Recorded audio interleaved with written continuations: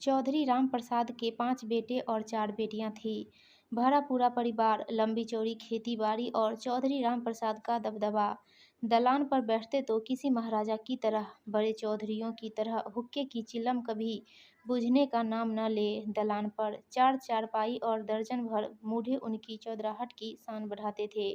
शाम को दलान का नजारा किसी पंचायत सा होता था। चौधरी रामप्रसाद ने सबसे छोटे बेटे प्रकाश को छोड़कर अपने सभी बेटे और बेटियों की शादी बड़ी धूमधाम से की थी। चौधरी रामप्रसाद का उसूल था कि बेटियों की शादियां बड़े चौधरियों में करो तो वे अपने से बड़ा घराना पाकर खुश रहेंगी और अपने पिता व किस्मत पर फख्र करेंगी। बहुएं हमेशा छोटे चौधरियों की लाओ तो वे कहने में रहेंगी और बेटों का अपनी ससुरालों में दबदबा बना रहेगा। सबसे छोटे बेटे प्रकाश के कुंवारे रहने की कोई खास वजह नहीं थी। कितने ही चौधरी अपनी बहन बेटियों के रिश्ते प्रकाश के लिए लेकर आ चुके थे, लेकिन रामप्रसाद सदियों से चली आ रही गांव की प्रथा के मकर जाल में फंसे हुए थे। गांव की परंपरा के मुताबिक वे चाहते थे कि प्रकाश अपने किसी बड़े भाई के साथ साझा कर ले, जिससे जोत के 4 ही हिस्से हो, 5 नहीं। प्रकाश के बड़े भाइयों ने भी यही कोशिश की, लेकिन प्रकाश की अपनी किसी भाभी से नहीं पटी।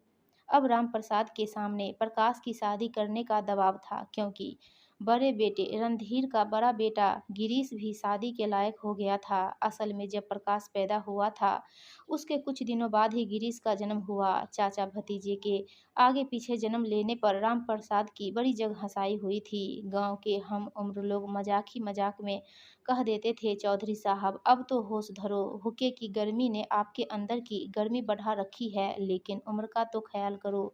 इसके बाद चौधरी ने बच्चे पैदा करने पर रोक लगा दी। दादा बनने के बाद अपने बर्ताव में बदलाव लाए और दूसरी जिम्मेदारियों का दायरा बढ़ा लिया। रणधीर के बड़े बेटे गिरीश का मन पढ़ाई लिखाई खेती बाड़ी में कम लगता था, मौज मस्ती में ज़्यादा था। दिन भर खुले सांड की तरह गांव भर में घूमता फिरता। बड़ा परिवार होने के नाते घर में काम तो बहुत थे, लेकिन गिरीश ने न तो उनमें कभी कोई दिलचस्पी दिखाई और न ही कोई जिम्मेदारी अपने कंधे पर लेने की कोशिश की। इस वजह से रणधीर उसकी जल्दी से जल्दी शादी करके परिवार का जिम्मेदार सदस्य बनाना चाहता था।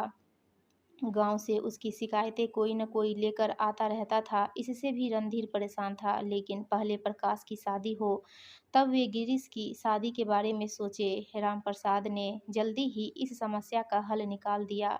प्रकाश की शादी पास के ही गांव के चौधरी मुन्ना सिंह की बेटी कुसुम के साथ हुई। प्रकाश और कुसुम सुख भरी जिंदगी गुजारने लगे। प्रकाश के हिस्से में जो जमीन आई उसमें वह जी तोड़ मेहनत करने लगा। कुसुम भी उसका खूब साथ निभाने लगी। प्रकाश खेतों में बैल बना खूब पसीना बहाता। उसकी कोशिश थी कि वह भी जल्दी से जल्दी अपने भाइयों के लेवल पर पहुंच जाए। इस जद्दोजहद में वह भूल गया कि उसके घर में छुट्टे सांड गिरीश ने घुसपैठ शुरू कर दी है। वह कब उसकी पत्नी कुसुम के पीछे लग गया, उसे पता ही नहीं चला। प्रकाश की शादी में आया दहेज का सामान अभी नया था। गिरीश कभी गाने सुनने के बहाने और कभी फिल्म देखने के बहाने दहेज में आई नई एलईडी पर कार्यक्रम देखने के बहाने प्रकाश के कमरे में आ धमकता था। कुसुम नई नवेली दुल्हन थी, इसलिए वह कुछ कह पाने में हिचक रही थी। कोई और भी गिरीश को नहीं टोकता था। प्रकाश का वह हम उम्र भी था और बचपन का साथी था, इसलिए प्रकाश को भी कोई ऐतराज नहीं था। कुसुम भी इसकी आदी हो गई। उसने सोचा कि जब किसी को गिरीश के इस बर्ताव से कोई ऐतराज नहीं तो वही क्यों ऐतराज करे। कुसुम और गिरीश धीमे धीमे आपस में बातचीत भी करने लगे। अगर कुसुम गिरीश से कभी किसी बात को कहती तो गिरीश उसे कभी न काटता। धीरे धीरे दोनों की दोस्ती बढ़ने लगी। गिरीश पहले से ज़्यादा समय कुसुम के कमरे में गुजारने लगा। आग और घी का यह रिश्ता धीरे धीरे चाची भतीजे के रिश्ते को पिघलाने लगा। हवस की आंधी में एक दिन यह रिश्ता पूरी तरह से उड़ गया। जब तक कुसुम और गिरीश के इस नए रिश्ते का एहसास प्रकाश और परिवार के दूसरे सदस्यों को होता, तब तक बात बहुत आगे तक बढ़ गई थी। प्रकाश और परिवार के दूसरे लोगों ने कुसुम और गिरीश पर रोक लगाने की कोशिश की, तो उन दोनों ने दूसरे तरीके ढूंढ लिए। हर कोई तो 24 घंटे चौकीदार बनकर घूम नहीं सकता। दोनों का मिलना कभी खेतों में तो कभी खलिहानों में, कभी गौशाला में तो कभी बिटौरों के पीछे होने लगा। गांव के खुले सांड को भी कहीं भी आने जाने की आज़ादी थी। रामप्रसाद जानते थे कि एक खुला सांड किसी औरत के लिए सबसे अच्छा प्रेमी होता है।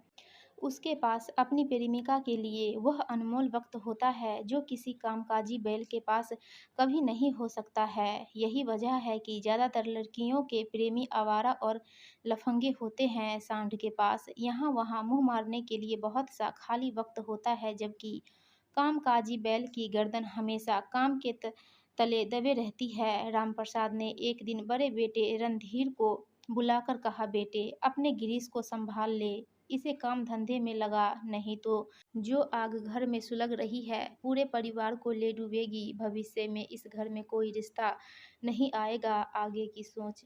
गिरीश घर को आग लगा रहा है बाबूजी, मैंने कितनी ही कोशिश कर ली लेकिन लगता है ऐसे बात बनने वाली नहीं। रणधीर पहले समझा बुझा, बात न बने तो सख्ती से परहेज मत करना, नहीं तो तेरा गिरीश पूरे परिवार का सत्यानाश कर देगा। पहले ही गांव में काफ़ी फजीहत हो चुकी है, कैसे भी कर गिरीश पर लगाम लगा। जी बाबूजी। उधर प्रकाश ने कुसुम को हर तरह से समझा लिया, लेकिन हर बात पर वह प्रकाश की हाँ में हाँ मिलाती या चुप्पी साध जाती। प्रकाश के सामने वह ऐसी नौटंकी करती जैसे वह इस दुनिया में प्रकाश के लिए ही आई है और बाकी सब बातें बेसिर पैर की है। लेकिन प्रकाश के घर से बाहर कदम रखते ही वह गिरगिट की तरह रंग बदलती। प्रकाश और परिवार के लोग जितना कुसुम और गिरीश को समझाते, उनकी इश्क की आग उतनी ही ज़्यादा भड़कती। समझाने बुझाने की सीमा जब पार हो गई तो रणधीर और रामप्रसाद ने एक दिन गिरीश को कमरे में बंद करके जमकर तुराई की, तो कुसुम ने उसके घावों पर अपनी मोहब्बत का मरहम लगा दिया। यही हाल एक दिन प्रकाश ने कुसुम का किया तो गिरीश ने उसके घावों पर अपनी मोहब्बत के फूल बरसा दिए। प्रकाश ने कुसुम को घर छोड़ने से लेकर तलाक देने तक की धमकियां दे डाली, लेकिन कुसुम के सिर चढ़ा इश्क का भूत उतरने का नाम ही नहीं ले रहा था। एक दिन प्रकाश घर में रखी पुराने समय की तलवार उठा लाया और गुस्से में तलवार से कुसुम की बोटी बोटी काट डालने की धमकी देने लगा। तो कुसुम ने तलवार के आगे गर्दन करते हुए कहा, काटो, पहले मेरी गर्दन काटो, फिर मेरे शरीर की बोटी बोटी काट डालो, लेकिन यह याद रखना, मेरे मरने के बाद इस घर में तबाही मचेगी, कलह मचेगा, मौत नाचेगी, किसी को जरा सा भी चैन न मिलेगा। बदजात कहकर जैसे ही प्रकाश ने तलवार प्रहार के लिए उठाई, परिवार के लोगों ने उसे किसी तरह रोका, लेकिन कुसुम लाख गालियां खाकर भी टस से मस न हुई। इश्क की ताकत का भी उसे अब एहसास हुआ कि इतना सब कुछ होने पर भी उस पर किसी बात का कोई असर क्यों नहीं हो रहा है। वह चाहे तो एक पल में सब कुछ ठीक कर सकती है, लेकिन इश्क की गुलामी उसे कुछ करने दे तब ना। इन सब बातों से प्रकाश की गांव में इतनी जग हंसाई हो रही थी कि उसका गांव में निकलना दुर्भर हो गया था।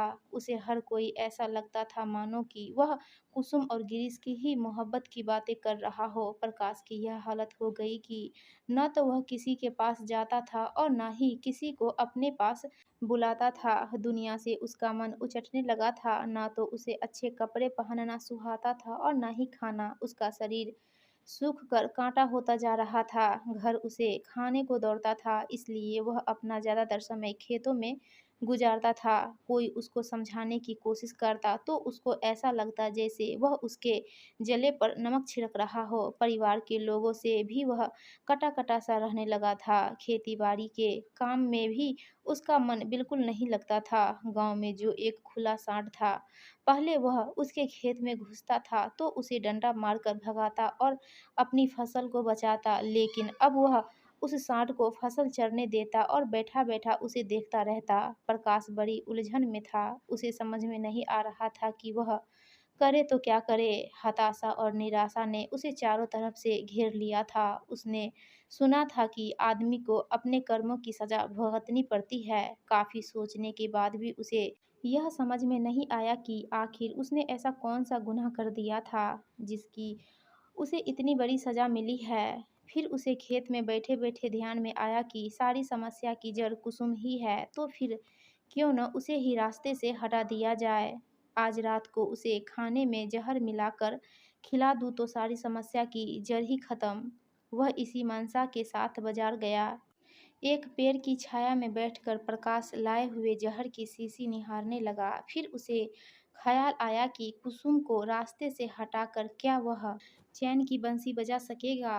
क्या इसके बाद उसकी नाक ऊंची हो जाएगी? लोग क्या उसे इज्जत की नज़र से देखने लगेंगे? गिरीश के सामने क्या वह सिर उठा सकेगा? इन सवालों ने उसके दिमाग में घमासान मचा दिया। सच्चाई पता चलने पर लोग उसे पत्नी का हत्यारा भी बताएंगे। फिर कौन औरत उससे शादी करेगी? वह अपने भाइयों और भाभियों पर बोझ बन जाएगा। इससे अच्छा तो यह है कि वह अपनी ही जान दे दे। कितना आसान तरीका है इन सभी मुसीबतों से छुटकारा पाने का। यह इंसान की फितरत होती है कि वह हमेशा हर समस्या के आसान उपाय ढूंढता है। प्रकाश ने भी यही किया। लाई हुई शीशी उसने खुद पी लिया, लेकिन तुरंत कुछ नहीं हुआ। इससे प्रकाश की परेशानी और बढ़ गई। वह मरने का इंतजार देर तक नहीं कर सकता था। उसने आम के एक ऊंचे पेड़ में रस्सी लटकाई, फांसी का फंदा बनाया और उस पर झूल गया। प्रकाश को किसी ने फांसी के फंदे पर झूलता देखा तो गांव में जाकर शोर मचा दिया। ग्राम प्रधान ने हकीकत जानने पर पुलिस को सूचना दी और गांव वालों को चेतावनी दी कि पुलिस के आने तक कोई भी उस पेड़ के पास न भटके जहां प्रकाश फांसी के फंदे पर लटका पड़ा है। तुरंत पुलिस की जीप आ गई। प्रकाश की लाश को पोस्टमार्टम के लिए जिला अस्पताल भेज दिया गया। दोपहर के बाद प्रकाश के अंतिम संस्कार के लिए पुलिस ने परिवार के सुपुर्द कर दिया। पूरा गांव रामप्रसाद के घर पर इकट्ठा हो गया। शाम ढलने को थी, इसलिए सबको गंगा घाट ले जाने की जल्दी थी। परिवार की औरतें कुसुम को लेकर अंतिम दर्शन के लिए प्रकाश के शव के पास लेकर पहुंची तो भीड़ में हलचल पैदा हो गई। शव के पास जब घर की औरतों ने कुसुम की कलाई की चूड़ी तोड़ने और बिछुए उतारने की कोशिश की तो उसने अपनी कलाई छुड़ाते हुए चीख कर कहा, मुझसे नहीं होगा यह सब पाखंड। जब तक गिरीश जिंदा है मैं सुहागिन हूँ। यह बात मैं नहीं कह रही, सारा गांव जानता है। न मैं अपनी मांग का सिंदूर मिटाऊंगी, न चूड़ियां तुड़वाकर अपनी कलाई सूनी करूंगी और न ही बिछुए उतरवाऊंगी। गिरीश जिंदा है तो मैं सधवा हूँ, विधवा नहीं। प्रकाश तो मुझे मझधार में छोड़कर चला गया। अब गिरीश ही मेरा सहारा है। कुसुम की बात सुनकर भीड़ ने अपने अपने तरीके से खुसुर फुसुर की, लेकिन किसी औरत के ऐसे तेवर उन्होंने पहली बार देखे थे। दुख की इस घड़ी में कोई अड़चन नहीं डालना चाहता था। कुसुम के विरोध में कुछ आवाजें उठी तो उन्हें समझदारी से दबा दिया गया। प्रकाश का सब चार कंधों पर उठा तो सबकी आंखें गमगीन हो गई। गांव में कौन ऐसा था जो प्रकाश की सब यात्रा में न रोया हो। 13वीं और शोक के दिन गुजरने के बाद कुसुम और गिरीश ने कोर्ट मैरिज कर ली। कुसुम और गिरीश गांव की अपनी जमीन जायदाद बेचकर दूर के किसी गांव में जा बसे। उनके जाने के बाद गांव वालों ने राहत की सांस ली। दोस्तों, आपको यह कहानी अच्छी लगी हो तो प्लीज़ हमारे वीडियो को लाइक करें और चैनल को सब्सक्राइब